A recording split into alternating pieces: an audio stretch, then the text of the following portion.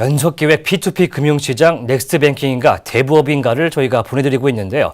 오늘은 두 번째 시간으로 한국의 P2P 시장에 대해서 알아보겠습니다.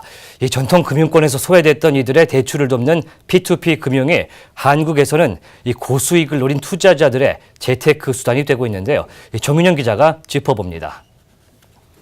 서울에서 음식점을 운영하는 황호섭 씨.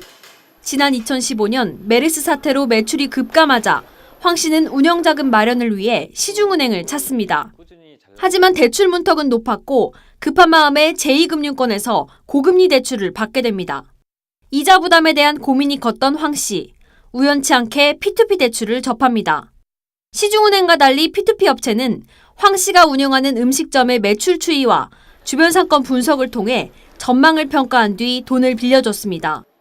저희 평가하는 기준이 일반 은행하고 달랐어요. 기존 은행은 뭐 담보나 그다음에 전년도 그 매출 뭐 이런 걸 위주로 봤었는데 펀드는 전혀 다른 기준으로 저를 봐주시더라고요.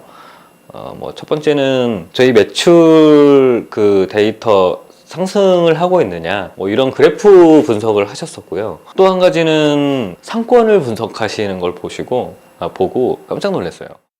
그렇게 황 씨는 P2P 금융업체에서 대출을 받아 이자를 절반으로 낮출 수 있었고 신용등급도 회복했습니다.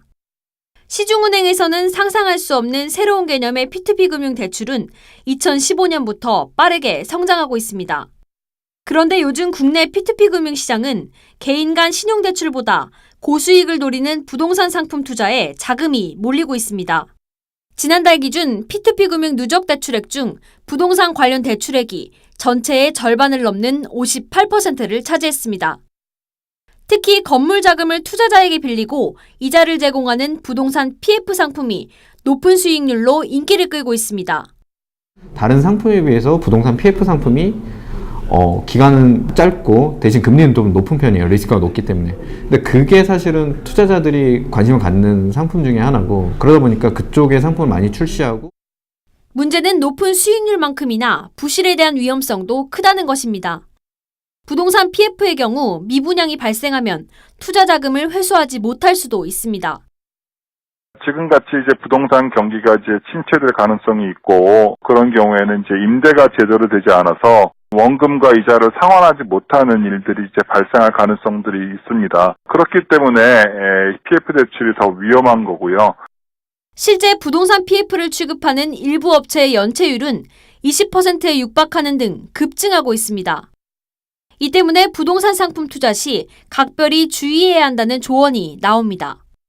가장 먼저 P2P 업체가 어떤 업체인지를 확인을 해야 됩니다. 두 번째로는 내가 투자하는 이 부동산 PF의 과연 위험이 얼마나 되는지를 파악하기 위해서 담보에 대한 내용을 명확하게 확인하셔야 됩니다.